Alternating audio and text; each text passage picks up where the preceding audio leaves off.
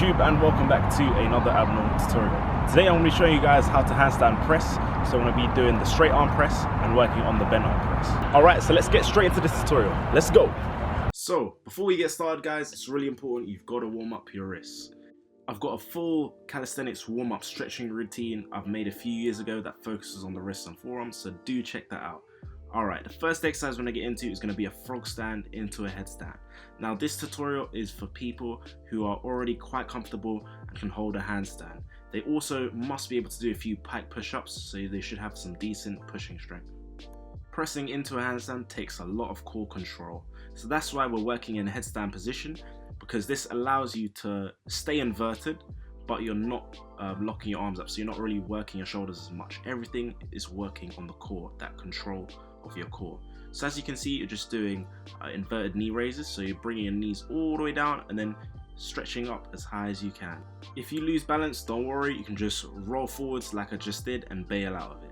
As you can see, I'm just making different shapes, so this time I'm in a straddled position, trying to keep my legs fully extended, so locked out, coming down as low as I can and back up. This is a real test of balance, and you're going to feel it a lot in your abs as you bring your legs lower to the ground.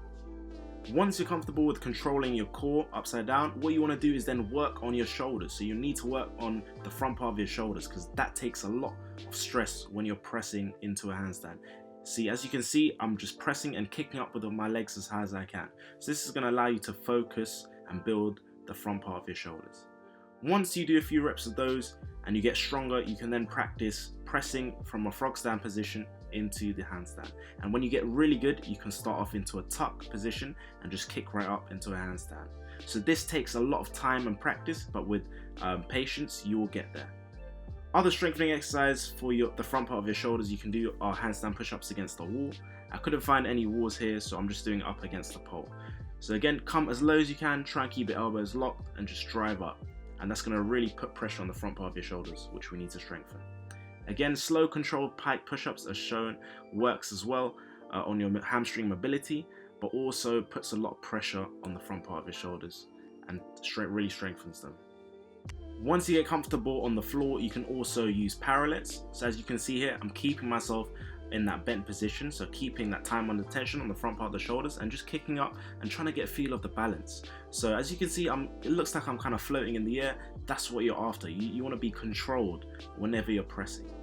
Alright, so those are the progressions for the bent arm press. Now, if you want to really focus on straight arm pressing, me personally, I find it a lot harder, because you need to have a good amount of flexibility in your hamstrings. So as you can see here, I'm just doing a few hamstring stretches.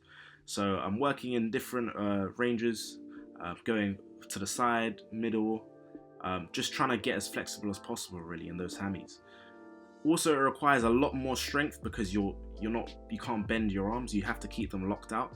So it requires a lot of tendon strength, a lot of ligament joint strength. So you need to practice straight arm work. So example, planche leans are great for building your straight arm strength, or check out my other video on how to improve your straight arm strength, because you should really focus on strengthening exercises that builds up your straight arm strength.